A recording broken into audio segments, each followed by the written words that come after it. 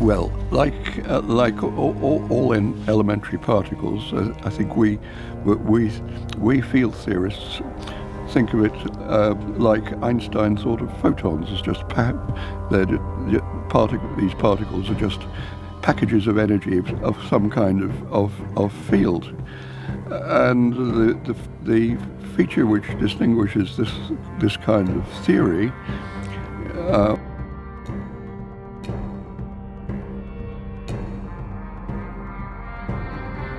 Hai sahabat Skytoy Explorers, jumpa lagi di channel yang unik ini. Kali ini kita akan membahas salah satu rahasia terbesar alam semesta yang pernah diungkap oleh manusia, yaitu partikel Tuhan. Ya, partikel Tuhan. Mungkin kalian sudah pernah dengar tentang partikel misterius satu ini, yang katanya bisa menciptakan semua massa di alam semesta.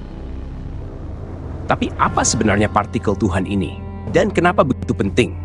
Sehingga manusia rela menghabiskan waktu puluhan tahun untuk menemukannya. Kita akan mengupas tuntas, mulai dari awal kemunculannya hingga penemuan yang menggemparkan dunia.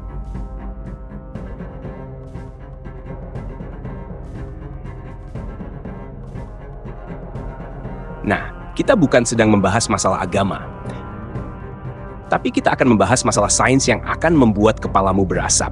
Dari itu, siapkan akalmu, perkuat imanmu, karena kita akan masuk ke pembahasan yang menguji akal dan logika kamu. Buat kamu yang baru gabung, jangan lupa subscribe dan nyalakan loncengnya, supaya kamu nggak ketinggalan pembahasan seru lainnya.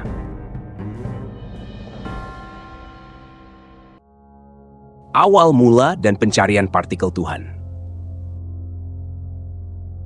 Berbicara tentang partikel Tuhan ini, sebenarnya sudah dimulai sejak lebih dari 50 tahun silam. Pada tahun 1960-an, ada beberapa ilmuwan yang punya teori bahwa mungkin ada sebuah partikel kecil yang memberi massa atau berat pada semua benda di alam semesta ini. Salah satu di antara mereka adalah Yoichiro Nambu, seorang fisikawan Jepang Amerika yang bekerja di University of Chicago. Tapi ini bukan tugas mudah loh. Butuh hampir 50 tahun penelitian, sampai akhirnya para ilmuwan yakin bahwa partikel ini mungkin benar-benar ada dan bisa ditemukan. Jadi apa sebenarnya partikel Tuhan ini? Sederhananya, ini adalah partikel yang memberi massa atau berat pada semua partikel lain di alam semesta. Bisa dibilang, tanpa partikel ini, partikel lain seperti elektron dan proton gak akan punya massa atau berat. Mereka akan seperti bayangan yang gak bisa disentuh atau dirasakan. Coba kamu bayangkan kalau nggak ada massa, itu benda-benda di sekitar kita mungkin nggak akan terbentuk sama sekali. Termasuk kita nggak bakalan ada.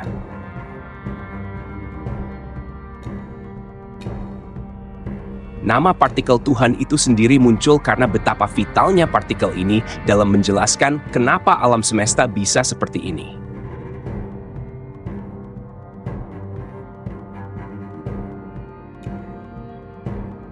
Tapi jangan salah, nama sebenarnya di kalangan ilmuwan itu berbeda. Kenapa bisa disebut partikel Tuhan? Karena sesaat setelah penemuan partikel ini membuat dunia gempar, media di seluruh dunia pun heboh, dan merekalah yang memberi nama partikel Tuhan di setiap beritanya untuk menandai betapa pentingnya partikel ini bagi alam semesta kita. Dan itulah awal mula kenapa partikel ini jadi salah satu penemuan sains terbesar dalam sejarah. Sebenarnya penemunya sendiri bahkan tidak terlalu suka nama partikel ini dinamakan partikel Tuhan.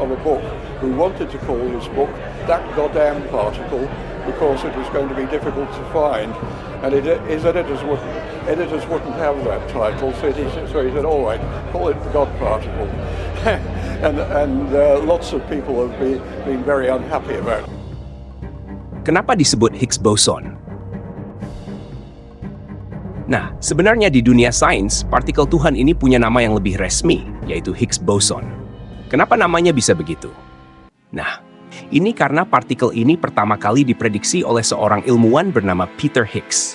Higgs adalah orang pertama yang memperkenalkan teori bahwa partikel ini mungkin ada dan bertugas memberi massa pada semua benda di alam semesta.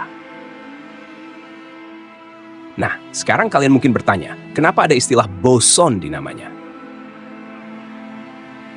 Boson itu diambil dari nama ilmuwan India, Satyendra Nath Bose, yang berjasa dalam bidang fisika partikel. Boson itu adalah jenis partikel yang suka bekerja sama dengan boson lainnya dan bisa membentuk medan tertentu. Jadi, Higgs boson ini bekerja dengan cara yang unik, menciptakan medan yang memberi massa pada partikel-partikel lain. Kombinasi penemuan ini disebut sebagai Higgs boson, menggabungkan konsep Higgs dan nama boson sebagai penghargaan bagi mereka.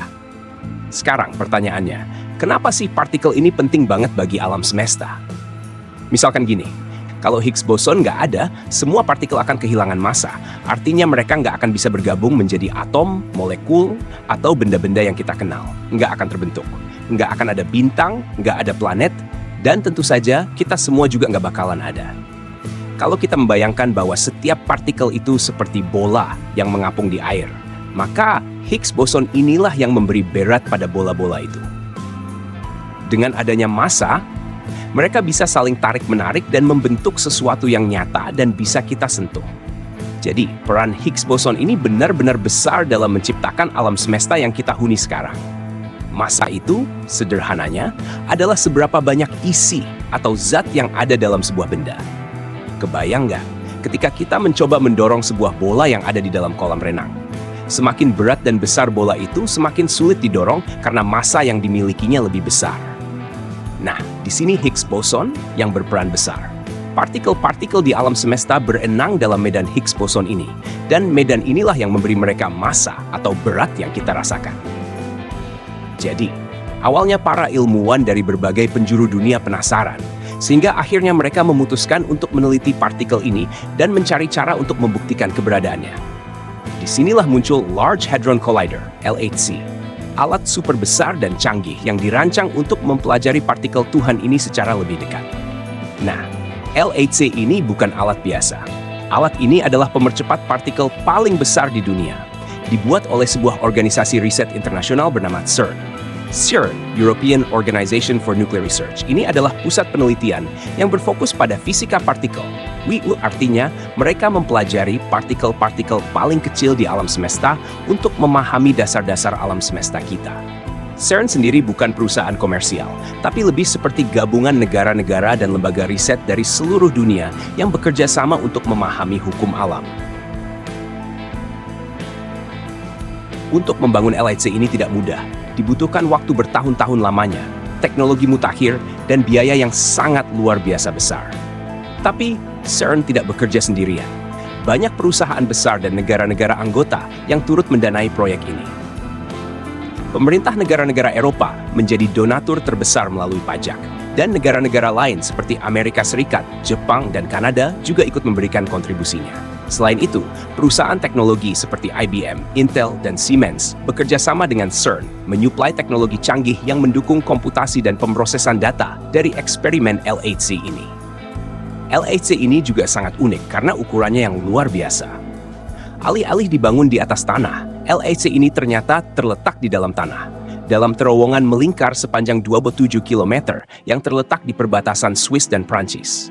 Terowongan ini dibuat jauh di dalam tanah agar terlindung dari radiasi kosmik dan tidak mengganggu lingkungan sekitarnya. LHC bekerja dengan cara mempercepat proton, partikel kecil dari inti atom. Proton adalah partikel kecil yang ada di dalam inti atom. Proton bermuatan positif dan bersama neutron membentuk inti atom yang merupakan pusat dari setiap atom. Proton ini sangat penting karena jumlahnya menentukan jenis atau identitas atom. Misalnya, atom dengan 1 proton adalah hidrogen, sementara atom dengan 6 proton adalah karbon. Nah, dalam lintasan LHC ini berbentuk lingkaran tadi, ilmuwan menabrakkan partikel dengan kecepatan yang hampir setara dengan kecepatan cahaya. Tabrakan ini menciptakan kondisi ekstrem yang membuat partikel-partikel terpecah dan bisa dideteksi. Misalkan gini, kalian punya 2 mobil yang kalian jalankan saling bertabrakan. Ketika bertabrakan, bagian-bagian mobil itu akan terlepas, dan kita bisa melihat bagian-bagian tersembunyi di dalamnya. Nah, cara kerja LHC juga mirip seperti itu, hanya saja dengan partikel-partikel sangat kecil.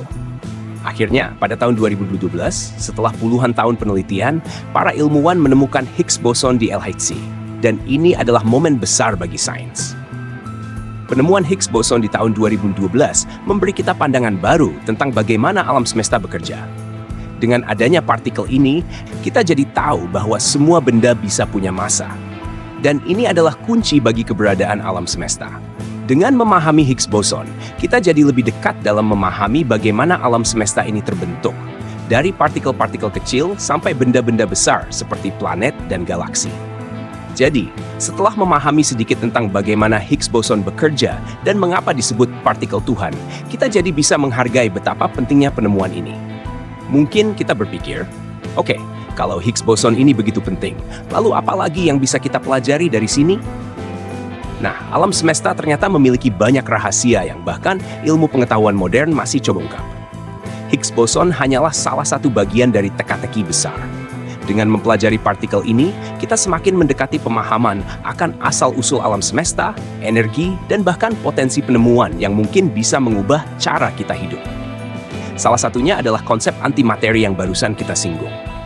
Bayangkan, antimateri ini seperti cermin dari materi biasa. Kalau di alam semesta kita ada proton, elektron, dan neutron, di dunia antimateri ada versi kebalikannya, antiproton, positron, dan antineutron.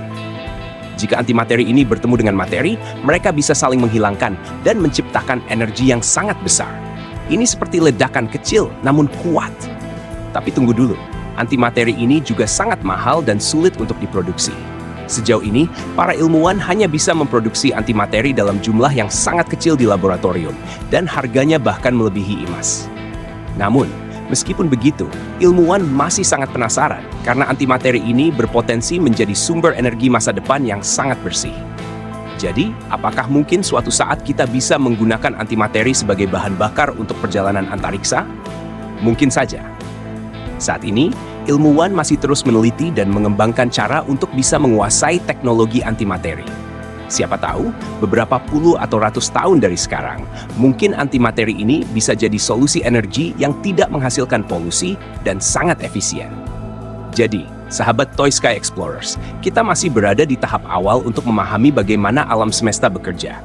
Dengan penemuan seperti Higgs boson dan antimateri, kita semakin mendekati jawaban-jawaban dari misteri alam semesta yang sangat luas ini.